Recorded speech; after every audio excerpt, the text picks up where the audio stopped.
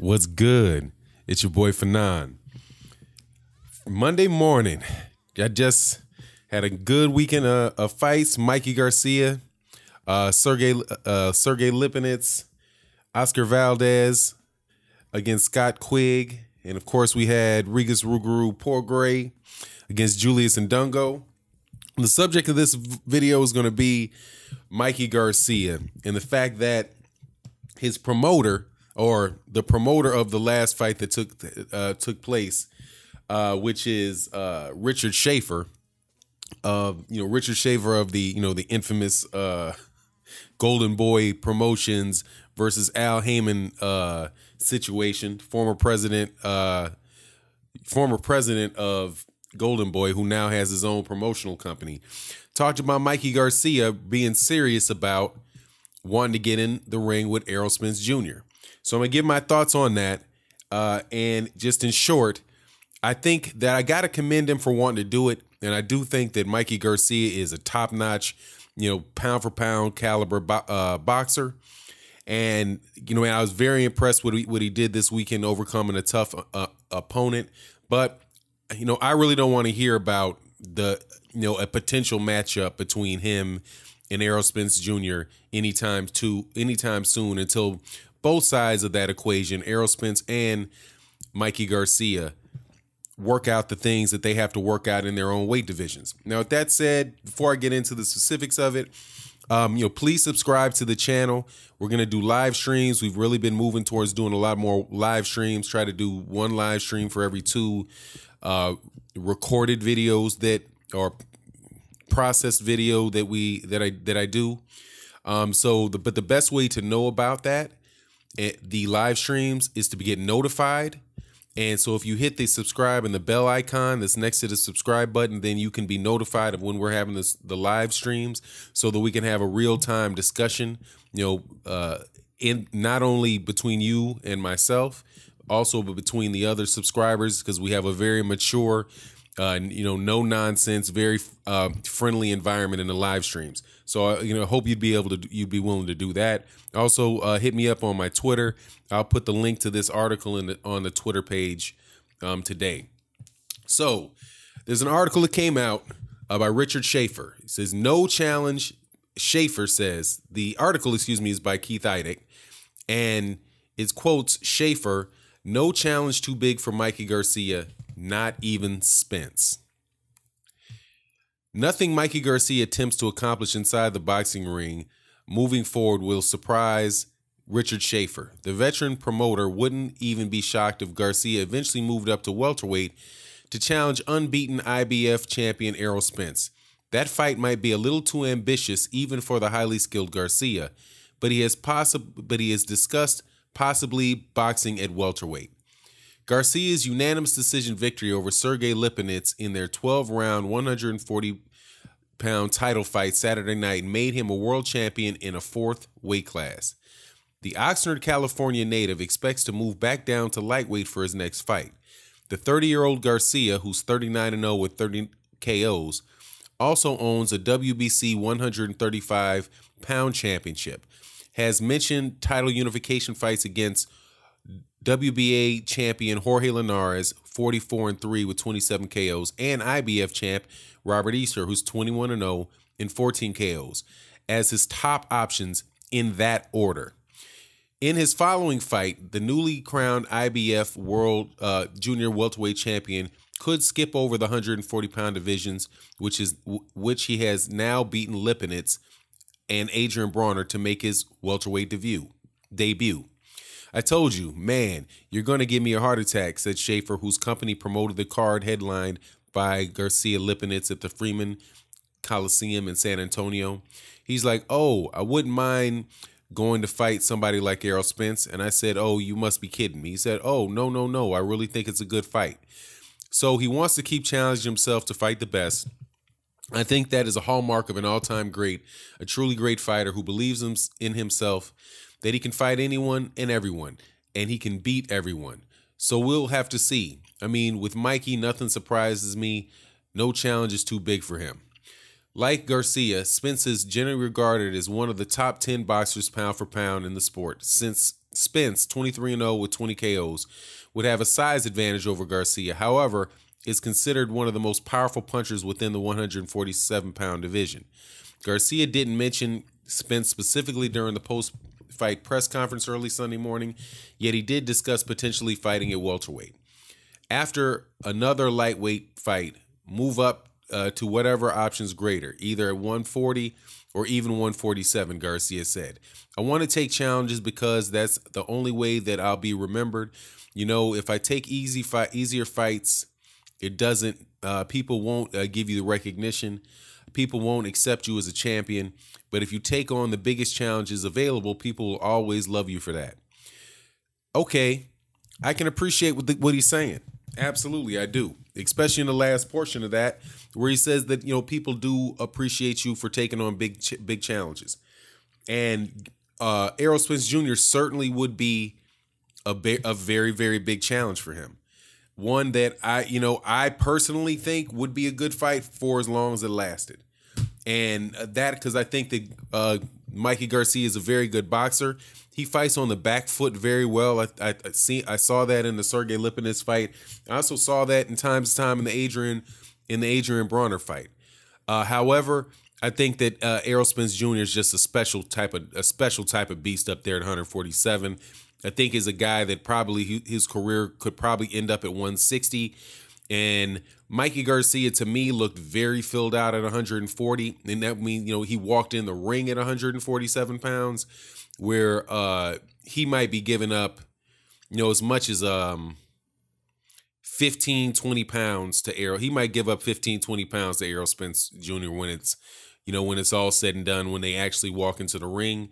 And I think that southpaw stance from Errol Spence Jr., that, you know, the size advantage, I mean, not just the size, the weight advantage, but the length, reach advantage, that body attack, his ability to cut off the ring, and I think would be too much for him. But I do applaud him, man. But more importantly than what I think would happen in that fight, I really am a big believer in unifying the belts in the weight divisions that you're in.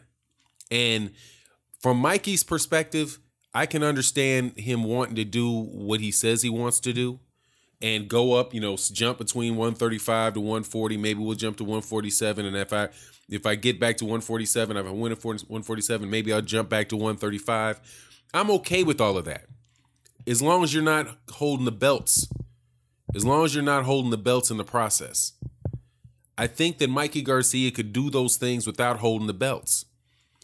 Hostage is what I mean. He won the 135-pound title against Zatz Clannon. And that was a year ago. If Mikey Garcia's next fight is 4 months from now, that would have been his first title defense. The first time the WBC lightweight title had been defended in a year and a half. That's a very long time to have that belt, not have any fights for that belt. And then if he wins that fight against Jorge Linares, right? Say he fights Jorge Linares and he now has the WBC and the WBA belt.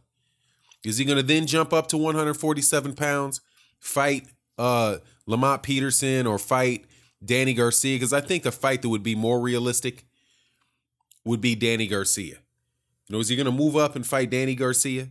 Right? And then just say he beats Danny Garcia for that, right? And he'll, you know, for whatever, if Danny Garcia doesn't have a belt, then is he going to move back down to 140?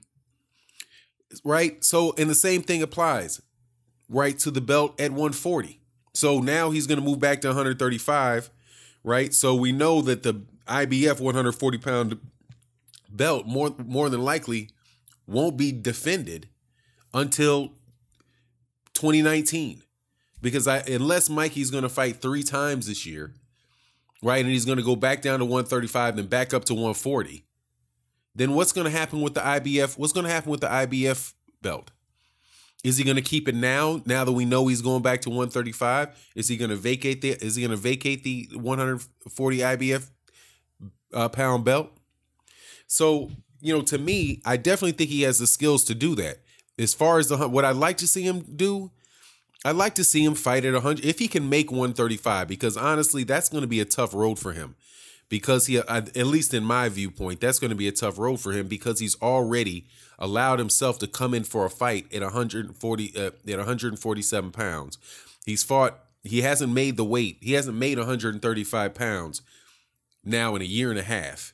He's now 30 years old, and we'll see whether or not he's actually even able to really be stay at 135 pounds for any amount of time. Now, when he said he's looking for somebody in order at 135 pounds, he's looking for Jorge Linares. He's not looking to fight Robert Easter. He's looking forward to fighting Jorge Linares. So, I would prefer him to fight Jorge Linares or Robert Easter or both in Unify at 135 pounds. I think his arguments about people remembering you for what you do, I think that's a very valid thing for him. However, being the champion at one weight division and holding all the belts for one weight division, as I think is something that I think should be moving forward one of the better accolades in boxing. We saw it with Terrence Crawford having done it, and I think that sets Terrence Crawford up. That feat in and of itself sets Terrence Crawford apart from other boxers, right? The ones that have. There was a commenter that asked me, what do you prefer? A unification of all the belts in one weight class or somebody that moves up 3 weight classes? And I would say it depends. I believe it's the guy that unified the belts, because we know for sure that he was the best, unless there was just somebody out there that was blatantly getting ducked and never got a shot at any of the belts. For sure that guy at that time was the champion for all of the major sanctioning bodies.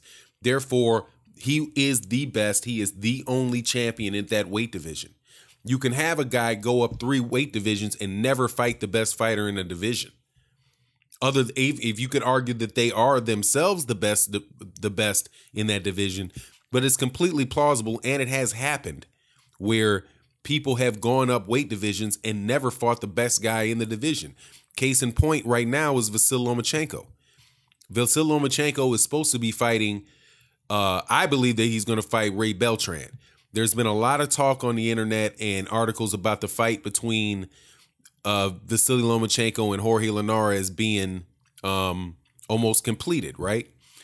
Even though an article came out today where Golden Boy said it's not, it's close, but it's not done because Bob Arum has never called Eric Gomez. So we don't know if that fight's going to happen. However, just assume that fight happens, right? And now you had Vasyl Lomachenko win a belt at 126. Just assume that he's the best guy at 126. I can't say for sure that he's beaten the second best guy at 126. At 130 pounds, you can say that he's the best at 130 pounds, but I can't say. But I know for certain that he has not fought the second best guy nor the third best guy at 130 pounds. And he got the 126 belt with the WBO. He got the 130 belt with the WBO, and now he's moving up to 135, having not fought any of the other champions for any of the weight class at 126 or 130. It's been a one move from 130 to another at 130. Now, if he moves up and he fights Ray Beltran, right, and he gets the WBO belt against Ray Beltran, that will be the third division where people will make an argument that he's the best fighter in the division, because that's inevitable with Lomachenko. And, it very well is a good argument because the dude is a very, very good fighter. However, he would have won 3 belts in 3 divisions and never have faced the second best guy or other than him, the top competition in the division. So he'll be a 3-division champion more than likely. And that would be the case whether he fought Jorge Linares or Ray Beltran, because neither one of those guys are have laid out, created a scenario where somebody knows that they're the best in that weight division. There's a lot of talk about Robert Easter, and Robert Easter having had difficulties with Javier Fortuna, had difficulties with Denis Shafikov, had difficulties with Richard Comey. But the fact of the matter is he won all those fights. He won all those fights. He is the IBF champion. He's defended the IBF belt 2 times, and he's not lost. The same cannot be said for Ray Beltran, and the same cannot be said for Jorge Linares. Jorge Linares has 2 knockouts early in his career. Now, did he? I guarantee you this. As much trouble as people thought that Robert Easter had with 2 southpaws, right, fighting back-to-back world-class level southpaws, right, he didn't get knocked out. So he's still somebody that until somebody beats him, they can't claim that they're the best at that weight division. And they certainly can't claim that they're the best in a weight division, if they just go beat somebody other than him and then leave the division. So, yeah, so the answer to the subscriber's question is, yeah, I think that if somebody unifies all the belts at a particular weight division, then they have done more. It's very possible that they've done more than somebody that has moved up 3 weight divisions and never fought the best guy in the weight division that they're in. Now, let's see if that holds true about Mikey Garcia. Mikey Garcia, and this is somebody I definitely have very high in the pound per pound list. I'm not taking anything away from his ability in the ring. But has Mikey Garcia fought the best guy since his comeback? We won't go down to 126. But let's go to 130. Let's go to 130. Just go to lightweight. Has Mikey Garcia fought the toughest competition at 135 pounds? No, he is not. He won a belt against Zatziklannin. He has not fought Robert Easter. He did not fight Jorge Linares yet, right? Even if you can say he didn't fight Terry Flanagan, because I believe Terry Flanagan had that WBO belt when Mikey Garcia won it, right? Has Mikey Garcia at 140 pounds fought the best competition at 140? No. The best he did not fight. He fought Sergey Lipinets, who's a good fighter, but he's 13-0. He's 13-0, and that was his second championship fight. I don't think that there's any reason to believe that he's the best at 140. Now it could be. Now I believe that the best fighter. I don't know who the best fighter at 140 is, because you got Regis Prograis, you got Regis Prograis, you got Josh Taylor, you got Amir Imam, you got Jose Ramirez, and you've got other guys at 140. But those are the ones that come up at the top. I would give every one of those guys an advantage over Sergey Lipinets. Robert Easter versus Zatziklannin, I give Robert Easter the advantage over him and Jorge Linares over Zatziklannin. But at the end of the day, I believe that Mikey is number 3, number 4 pound for pound fighter, because he's highly skilled. He's very polished. I love his footwork. There's a lot of things I really like about Mikey Garcia. However, as far as what I'd like to see in boxing and what I'd like to see from Mikey Garcia is I'd like to see Mikey Garcia finish out a division. Clean up 135 pounds. Fight Jorge Linares. Fight Robert Easter. Combine the belts. There's just as much money. You can't tell me there's just as much money with Robert Easter as there is with Sergey Lipinets. Absolutely, there has to be as much money with Robert Easter as there is with Sergey Lipinets. Now, clearly, there's not as much money as there would be with Errol Spence Jr. But hey, I don't see that fight happening. And even from Errol Spence Jr.'s perspective, I don't want to see that fight. I want to see Errol Spence Jr. against Keith Thurman. I want to see Errol Spence Jr. against Terrence Crawford. That is what I would love to see. Now, it's a shame. The one thing that's a shame for Mikey Garcia, and where I really wish, where his best opportunity to be considered great would have been, but Terrence Crawford moved up. Is to fight if Terrence Crawford was at 140 pounds. Because now that the lid came off of 140 pounds, it's wide open. Before that, you could have went and tried to go in and got in there with Terrence Crawford. Challenged Terrence Crawford. Terrence Crawford and Mikey Garcia are pretty much, they are contemporaries. They fought in the amateurs. They both covered, pretty much the same weight classes. Oh, I think that Mikey started at 126, so I think he went from 126, and I think he went to 130. So he's got a 135 and a 140. So he started 126, where Terrence Crawford started at 135, but they're both roughly the same age. They fought in the amateurs. They've got their complementary styles. And so that's a fight that, man, if Mikey Garcia was really interested in it, I mean, I know he is interested in it. I don't want to say he's not really interested in it. He is interested in greatness. Obviously, he is.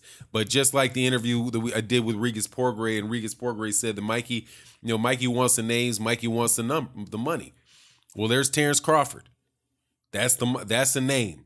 Now with Bob Arum, I don't know if that's the money, but that's definitely the name. That's the #1 pound-for-pound guy on many people's list. Even stay down there at 135 pounds.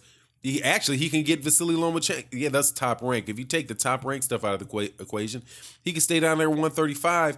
And if Vasily Lomachenko, comes up there and gets one against Ray Beltran or Jorge Linares, if that's real, I don't think it's real. But hey, man, that wouldn't be the first time I was wrong in my life. That would be great too for him. I mean, but the long and short of it is, unification of all the belts should trump all of these, moving up 3-4 weight divisions. And, I would like to see that instead of talk about Errol Spence Jr., because Errol Spence Jr. is just, it's way out there. It's way out there, like in 2020, if at all. And, honestly, man, I think that that's a little too much for him. And I don't think that should be on Errol Spence's radar. And with that, I'm out. Peace.